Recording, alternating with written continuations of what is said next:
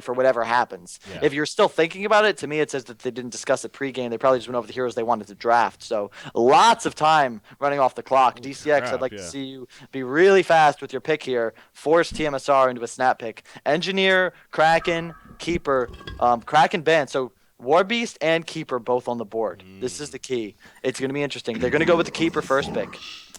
So And TMSR, you got to think they have to go Warbeast here, right? I mean, you don't want to give the okay. They're gonna go Tempest. That also is a strange or dangerous combo. Interesting. I'd like to see them go War Beast. Yeah. Honestly, why not jungle the Keeper, go War Beast? We haven't seen Jungle Keeper all that much, but he's becoming a lot more prominent as like engineer instead. Not bad hit. I'm okay with it, but just Tempest War Beast, man, it's just so strong. Mm-hmm. The one thing though, because I don't know. I don't know how I feel about Engineer. Sometimes I think it's the best hero in the game. Sometimes I think it sucks. Like the issue with Engie is that while he's an incredibly powerful late game hero, you can never TP into an Engineer. For example, I got knocked out of a group stage at DreamHack solely Yeah. because we TP'd into Engineer, and he's a really good hero for setting up ganks and getting kills. Might set up a fade here. We've seen them run that a lot. I would love to see that. The only issue is, let's say they put an Luna middle against your Engineer lane with that Warcry. He's going to be able to attack your melee, and your Engineer is just going to kind of stand there and be ineffective. So that's where the range factor comes into play. Yeah. So that I mean, this is kind of TMSR's comfort zone right here. They got Tempest Warbeast up already, but that does kind of reveal a lot of their cards really early on. Once again, we'll see how DCX chooses to respond. Yeah. That's you can know the minions, the pushes very possibly to be coming out here. Obviously, they know they're running the absolute jungle too, so Justice League has their chances now to respond. So they have a little bit more extra time, of course, to kind of think about this and see what they want to go with. Again, going the Engineer did cost them that giving up the Warbeast to give that combination. So, but as you said, Engineer can tend to be just a very, very good hero. Sometimes maybe not the best. But anyways, Ravener, the follow-up, and that is a strong combination of heroes right there. For sure. For that middle matchup. So, I think that might be setting up a Moon Queen. yeah. But the thing is, it's like, again, you give like Warbeast is not one of those heroes that can be shut out very easily. So what I'd like to see is a Jungle Keeper, which you really can't do much against if you're TMSR with Tempest Warbeast. You're not going to be able to ward his camps. You can't really go aggressive. So you do a Jungle Keeper, NG Ravenor mid, potentially even NG Ravenor aggressive. Although now you're gonna want to keep it mid because you'll shit all over that Pebbles lane, and you just put a hero like CD bottom against Warbeast. Any hero that's guaranteed to win, even a Soul Reaper works. Yeah. And then Jungle the Keeper, and then Suicide. Who knows what? That's what you save your last pick for. I wouldn't mind a Bubbles. I think Grinix has got a lot of potential that nobody uses him. They've run Lodestone in the past. There's a lot of on the options. board too, still. Oh wow, man. I would have cried. I can't deal with that. Like some of my bans change, but Scout's going to be banned forever until Dog Kaiser just decides to totally rework the hero and or remove him from the game. One of those two options. So yeah, there's really no other choice. We'll see which one it is. But speaking of these bans, you got to think Scout may be on the mind here. Bubble's actually banned by DCX over there, so they actually take away a suicide option themselves. With that it's ban, one of those things where they're probably just not thinking about it. I mean, TMSR kind of has to ban Scout, and if not, I see DCX like they just have to pick it and Jungle the Keeper. It's just so OP. A 2-second, like people don't realize this. Every attack lowers the cooldown of your disarm by 1 second. So when you have maxed out disarm, you can disarm somebody for about 6 seconds if you're auto attacking them for 9 straight. Mm-hmm. That's pretty good against a hero like Warbeast. Yeah. That's Warby, especially with a shrunken head, where at that point he's considered to be nearly unstoppable in a lot of cases. But definitely Scout is a way to take care of that. So the final ban going to be coming up here shortly, and he still is on the board. Corrupted Disciple is their banded choice on top of the Andromeda. There's the Soul Reaper ban from DCX.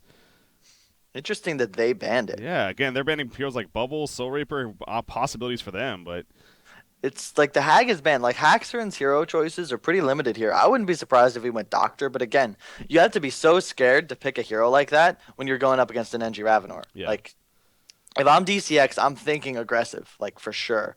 That is literally the best lane in the game. And as far as going for kills and just raw damage output, no lineup can pull in more kills in a straight up lane than an Engineer and a Ravenor. At level 3, I'm pretty sure you can kill anything.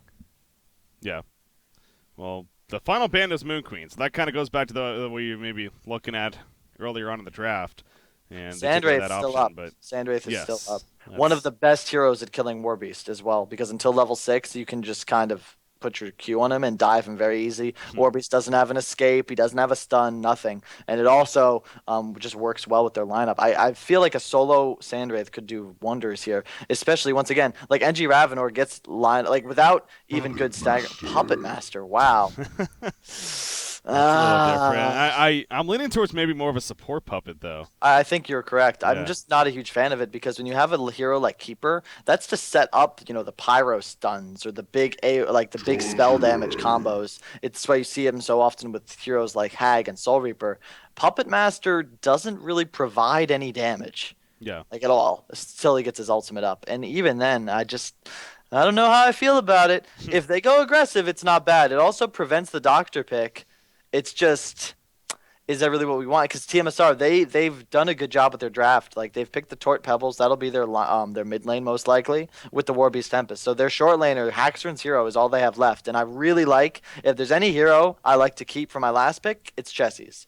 Yeah. And that's how a lot of teams feel because it gives the hero that you're going to have the most farm on throughout the game is the one you get to actually choose once you've let the other team put their entire lineup on display. And I feel like that's a big advantage in the drafting stage. And part of the reason Hellborn's got about a 64% win percentage. Bombardier, the final pick. It's going to be a carry puppet then. Really? So yep, they give it to Emma Boy there. It's honestly, Oh, what are they doing? Maybe not. we'll find out. It's on St. Rocks now. Emma Boy's playing the Bombardier. Looks like. Zane is not going to be playing the Ravenor. It's going to be Zane on Keeper. So it's a Suicide Keeper. We're going to have Bray on the Ravenor in a sec. St. Rocks will be playing a second support Puppet Master. Huh. And Bombardier will be short lane. This isn't bad, but I imagine they're going to probably go aggressive with a Bombardier mid. And there's the Sandwraith pick. So this is tmsR's like go-to lineup. They've got tons of push. They can gank you really easily, and Sandwraith, like Haxorn, doesn't really need to roam at all because he's just got that on-demand R button to just show up at a fight whenever he wants. And it's gonna be Puppet. Okay, this is better. I like this. Puppet being played by Impa Boy, I like that a lot more because that's a hero that can shut down the split push really effectively. Warbeast can't escape for a good 7 seconds. Plus, he's got a lot of burst. Bombardier is one of those heroes that doesn't really need items because he just needs a little bit of level and he starts doing insane damage. Yeah. I'd like to see them go aggressive here, though. I don't think you should allow a Sandwraith to free farm. You know what I like Justice League did right then? Whether it's not it's on purpose or maybe I'm just looking too much into it, but I think that was on purpose. They did not give it to Emma Boy until after the final hero was picked there by tmsR. Not really knowing exactly if it's going to be a carry or not. So yeah, I do that occasionally and stay green, and my team always says it doesn't matter, but I agree with you. I think it matters a little bit because if even if it just distracts the captain, and he's just trying to like think over your lanes. Okay, you're gonna do this. You're gonna go long lane. I don't know, and then all of a sudden you switch it up. Like it adds just a little bit of confusion. Yeah. And any advantage you can get is worth it. So I agree with you 100%. I think that was intentional, and I like it. They're gonna most likely ward up. I assume they're gonna ward up the enemy jungle and then just put 2 short lane. It's gonna be interesting to see what they choose to do because Puppet and Bomb, assuming that is what goes bottom lane, that can kill a Warbeast pretty easily before he's level 6. However, you never really want to put 2 heroes against a Warbeast, in my opinion. But we'll see what happens. We will. You see they're roaming the jungle right here. Going to get that ward of sight off in this camp over here. They're at least going to block a couple of camps, if not 3, most likely. They do have the Rev ward on Bombardier, of course, and St. Rocks looks like he's going to go to block this camp as well. And Engineer making another Rev ward. Yep, going to block the pole camp. So 3 camps going to be blocked here on the side of tmsR. So Tank of Fit, that's something he'll have to deal with. He does have 400 gold currently, so we'll be able to at least counter 1 most likely. Once again, Moon's able to get a free ward placed on the pole. Keeper's going to go bottom, and they're going to be doing a double dual lane. I'm loving the lanes. This is as good as I think DCX could have done it. NG Ravenor is going to go top against a Sandwraith. They can destroy him. He didn't go with shield. He did get some pooled regen. Mid lane, 2 range, Puppet Bomb against a Pebbles Tort. It's going to be rough if they get killed, but if they can just not die, the hatchet change makes this lane a lot more favorable for this DCX lineup. Yeah. God, Bombardier support. I mean, this is it sounds. This kind of brings me back when Bombardier first came out. I don't know why I remember this, but I believe he was using kind of a tri-lane setup as a support initially, way back when. So it's kind of funny seeing him kind of back in this role here as a support for Justice League. But as you say, really just needs the levels in the end, and it could definitely be. He's a great harasser. I mean, the sticky bomb harassment, the boom dust, the auto attacks in general. He's looking at 600 range, so. Yeah, that's definitely it's going to be fun to see how that picks up here. My only concern is this bottom lane, because this means Warbeast pretty much has free reign bottom, no threat of gank, and he's honestly a better 1v1 than a keeper. Like he's, again, with the hatchet chain, more damage, and it's very difficult to outlast him in that situation. Mid lane's already looking a little rough for DCX. Slicks is off to a great start, getting 6 of the first 8 creep spawns, and they haven't really output much damage on him yet, so we're going to probably need to see some roaming coming out pretty soon. Engineer's already going to rotate over. Sandwraith just staying out of lane, and this is kind of the downside of Engineer. Great hero, can score kills, but if he's just going to play passive and not feed, Engineer's not really that good at zoning him out, especially with all this pooled regen. So looks like NG is going to roam middle, and they're just going to like get back, it looks like. There's a counter ward up by Tankafet. He got that 1 ward. Again, he had to use 2 to get the 1 camp, so he only has his easy camp and that medium camp on this 2-minute spawn. So Ancient's going to be stacked by Engineer, but that's just a really big waste of time. That is totally useless. And they don't have a hero that can take stacks until Puppet's pretty farmed. Yeah, really don't like that usage of resources, but oh well. Yeah, I mean, I guess Keeper maybe, but actually not stacked, so. And he's at the bottom lane anyway, so. Something else you got to keep in mind, as always, the glowing red hands here on the help point side. In fact, level 2 Battlecry now, so that's another advantage that this Pebbles lane does have here in the middle. And again, he's now 9-0, going to be 10-0, maybe even 11. No, can't get the last one. But anyways, he is having the better start so far against this Puppet Master. But as the levels start adding up, I mean, the Puppet Master obviously will get that whiplash eventually, and you do see Engineer kind of hanging out here, basically turning into a tri-lane middle, really. Yeah, but it's not getting anything out of it, and you got to compare the. It looks like Bomb will go top. They're just switching supports, okay. I guess, but that's still it's better. It's a good idea because Bomb's a much better zoning support than Engineer, but like he's now level 1 Engineer with no boots and 500 HP and no stats. Now he's going to stack the easy camp, it looks like. I feel like DCX is just out of their comfort zone here. They don't really know how to react. Oh, top lane. Yep, Sandwraith, the sticky bomb. It's only level 1. Not enough damage to get the kill, and no kill is going to be happening as a result of that. So yeah, Sandwraith's getting pretty low, but he's going to be fine in the end. It forces Tankafet to use the stun, which is nice. It slows him down a little bit, and he does not have much of a jungle to work with. He also missed his stack mid lane, though. Bye.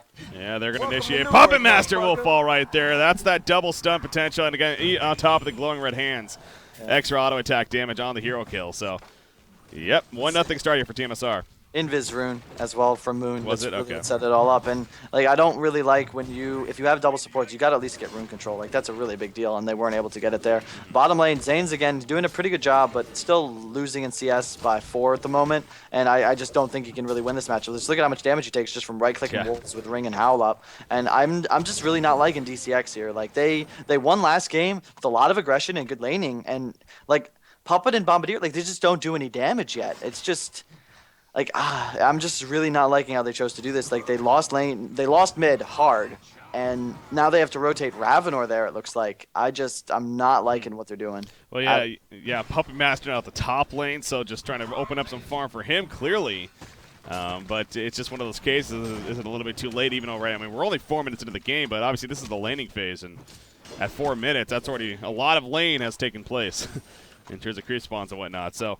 Yeah, the start definitely better for Too Much Sugar, but it is still early on. With that said, some minion wars going on at the bottom. Yeah, the trees versus the wolves down here, but it just drives me nuts because like Warbeast is not a hero that should be winning his lane ever. Like you should put a hero there that can beat a Warbeast. Like there's no reason that should ever be allowed to happen. And Warbeast is having a great time, and he's not going to be killable because he'll just go to Ancients in a little bit. He picked up a bottle just so he had more wolves to just right-click this keeper with, who now has root, and I'd like to see them set up kills ASAP. But again, who are they going to kill him with? Like Ravenor is one of those heroes that, yeah, he can roam, but you want him to get at least his Steam Boots up first, and Puppet Master Bombardier, like, they're not really going to do much of anything until level 6, so... Like, what's really the game plan here? Yeah. Is the question. Well, that's that mark. I mean, as you said, level 6 really, I think, is what it's going to start ideally picking up an aggression here for Justice League. Try to possibly gank the Sandwraith at the top lane, maybe get a roaming Bombardier to the middle perhaps, but it's obviously a lot easier said than done. In fact, you have Tempest now. He is coming to the middle lane right here. They're trying to bait something now. Get a jump. Nope. Chain reaction is going to miss on a Ravener, and he will be fine for now. But you did And see top lane from Samwraith actually took some pressure. yeah, the thing to note, Sandwraith is the one taking a lot of damage, or rather being shut down. But Yeah. like Warbeast is still like he's 34-6 now. Like this is not a lane like that. Like Warbeast is in a favorable situation here, and we just saw last game how powerful he can be in the late game, and like he's just gonna sit bottom the entire game. If KZU leaves bottom before 15 minutes, I'll be surprised. Like he's just gonna sit in the jungle, sit on the ancients, and push bot. Now he's gonna bottle the illusion bottom. And in the like Sandwith, yeah, he'll be shut down, but he's a good he's really a ganking hero. We've just spoke about that before. Yeah. He's not really that. Oh, well, let me just farm a mock and just win the game. It's more of a hit 6 and start roaming with an energizer, and he'll be able to recover really easily because Warbeast is just gonna be able to say, hey guys, come over here. Yeah. It's sort of like Merry and Pippin in Two Towers, if you remember that scene. Like you don't really. It just, I don't know. I'm trying to think of that scene now. I'm just distracted now. I honestly can't remember.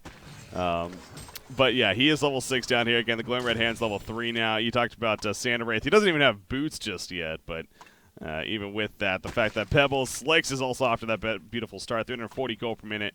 Has Steam Boots currently, I believe. He has the bottle definitely actually on Moomian right now. So kind of sharing it a little bit right there. But top lane, Tempest, he's level 6. They have this ward of sight, however, so he wants to try to set something up. It's a level 6 Sandwraith as well, but this ward of sight is probably going to prevent that. Okay, there's initiation. Tempest going to charge again, but no, they're going to the middle lane. That makes sense. Yep, they jump Ravener right there in the middle lane. Sandwraith ports in. The auto attack's again. He doesn't even have boots just yet. If he had boots, maybe a different story. But they got the kill on Ravener. That's the important one. And that's what Sandwraith does. Like, who cares? He has no farm. He has a Ring of the Teacher and 11 CS. But he ports mid, and he gives you that extra 20 to 30% damage of a hero's health pool that you need to get the kill. Yeah. And like when you have a lane like Tort Pebbles, like with good auto attack timing and orb walking, yeah, they can score a kill just themselves. But why not just put the Sandwraith there and boom, it's free, no risk. And they can just keep doing that. And again, Tempest, he's level 6. He's just going to keep farming. Like, DCX have to make plays, but how do they make plays with their heroes? Yeah. I mean, Keeper's level 8 now, so as far as levels go, I mean, he is actually pretty up there. And actually, he's just pushing this bottom tower. You see Warbeast is just kind of standing there like, well, I'm just going to kill the creeps in the meantime. Not much else I can do. He actually pulled the creep wave, so that makes sense. But so the tower takes a lot of damage. It's going to be close to deny range with a ballista. Put it there, and it's just shy of deny range. So pretty lucky for Zane. That'd be a free deny. We'll see if now he gets that opportunity to kill it here in the near future or not. And that would be a nice little gold boost for DCX, of course. But you still need a lot more to come together, it seems like. As Puppet Master, how has he recovered at least? It's still not the best. Only 280 gold per minute about. So I guess it's decent, but again, still not where you want it to be. He does have Steam Boots, though. Is he leveling up the Whiplash? Yeah, it's 1-2-2. Okay, so he is leveling that up. Middle lane in the meantime. Ravener going to be jump right here. Stalagmites on top of the chain reactions. There's the Tempest done as well. Easy kill on Embry.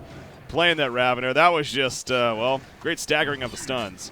Yeah, this is just like, honestly, like they just, once again, pick a no jungle lineup against a jungle lineup. Don't block the woods enough. Don't make anything happen. Don't control the runes. All 4 have been picked up by tmsR. Like, how do you expect to win a game when you can't make any plays and you can't win your lanes? Yeah. And you don't have late game? Like, I'm really at a loss here. Like, they played so well last game, and it's like they didn't even, like, try in this one. It's just, it was nice, the novelty pick, the puppet, the bomb, but, like, what are they doing right now? Like, it just, to me, seems like they've been just, like, Ancients are tripled. Hooray. They'll probably be tripled till the end of the game unless tmsR chooses to take them. Like, now they're finally going to run bottom and try to score a kill here on this Warbeast. But if KZU's smart, he should know something's up. Yeah, he is. So, there comes the root. He does have ulti for him. If he can get it off in time, the stun's coming out. The Puppet Master ultimate, and that is a dead Warbeast. So, yeah, he just wasn't able to react in time right there. But look at tmsR. They got Tempest. They got Pebbles. And Sandwraith.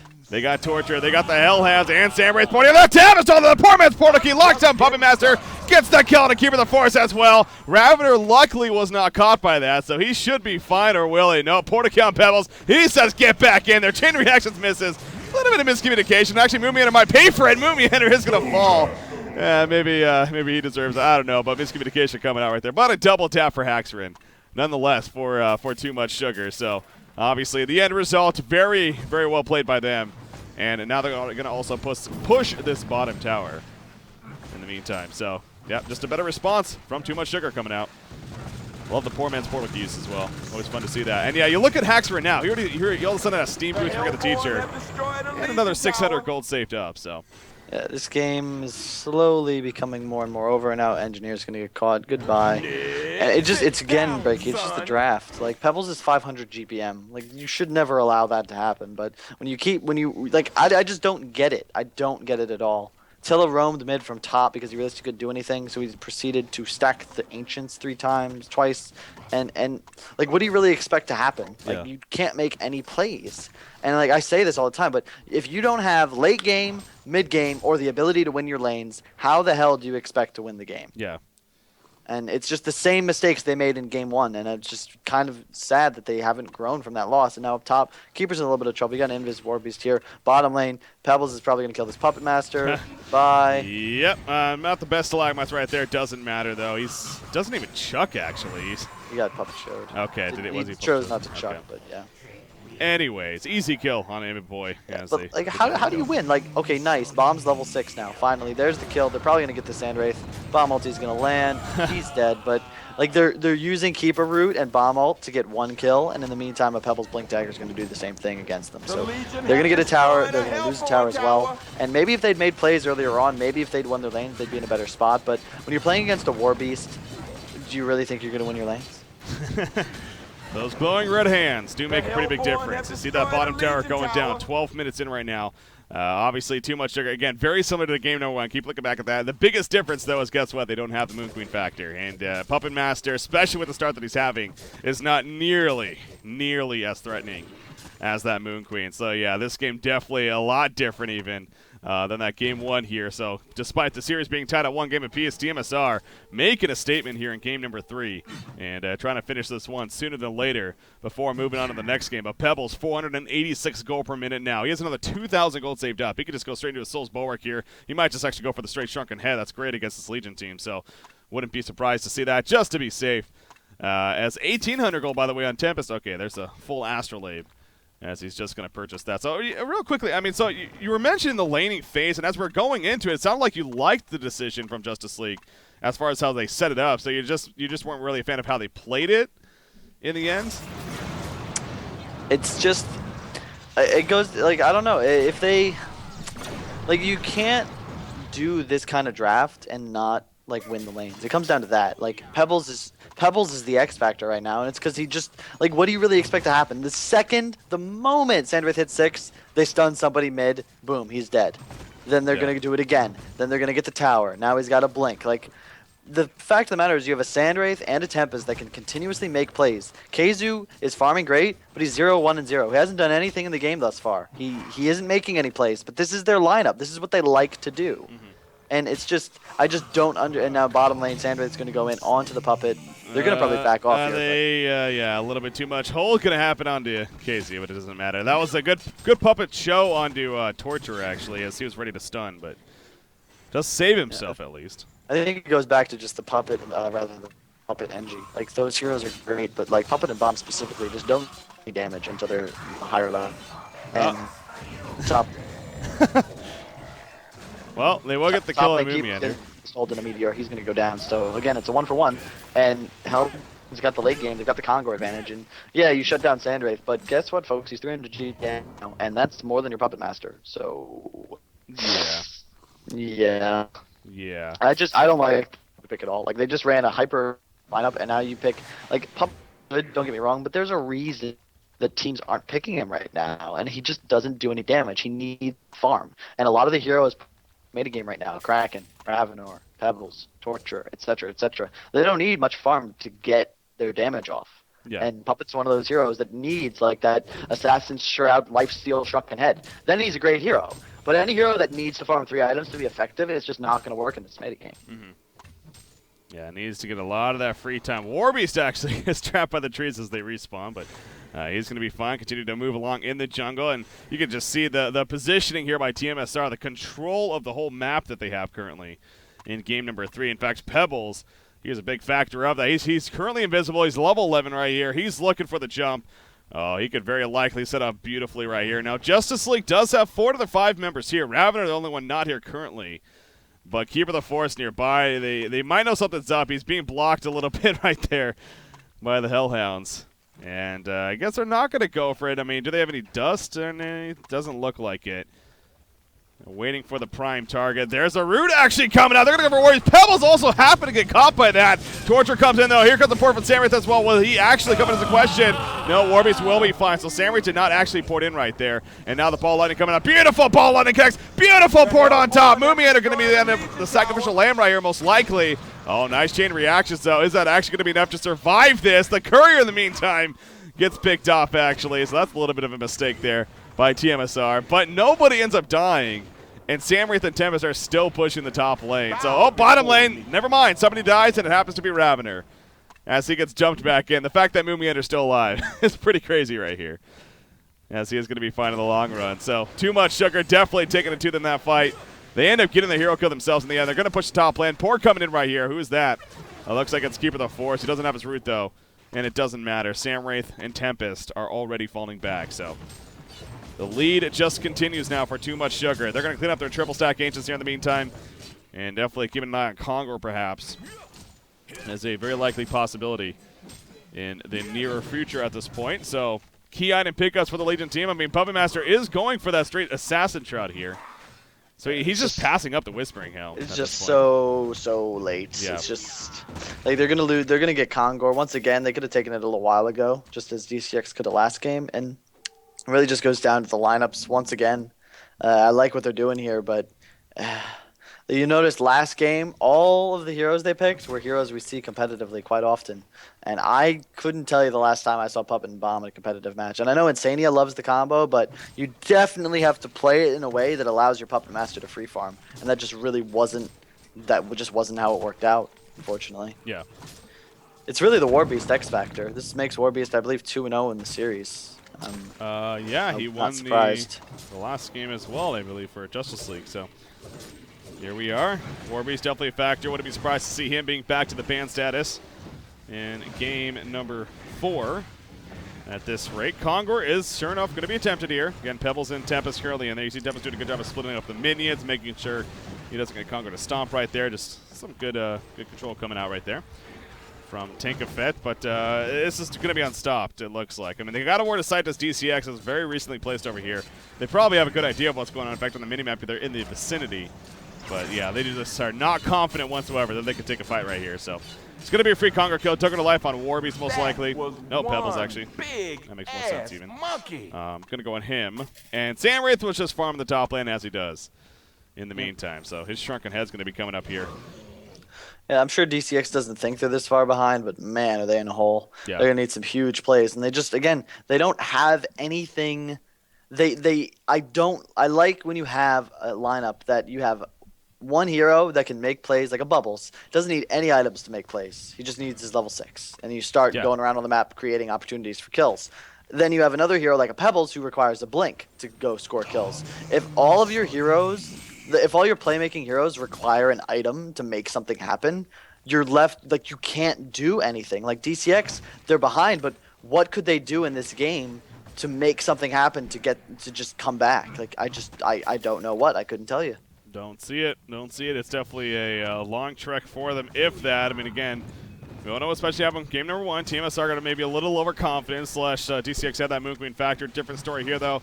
And not only do they not have the Moon Queen factor, but I would like to think at tmsR also is a case of, you know what, that game 1 did get a little scary. Let's just make sure we get the job done here in game number 2, and it seems like so far, at least, that is the play coming out. We'll see if that continues. But middle tower is going to easily fall right there. No restraints whatsoever put up from Justice League. Again, that goes back to the fact they just can't. There's just no way they're going to take a team fight right now at this point in the game. Puppet Master's still even just trying to finish that Whispering, or not even Whispering Helm, the Assassin Shroud here.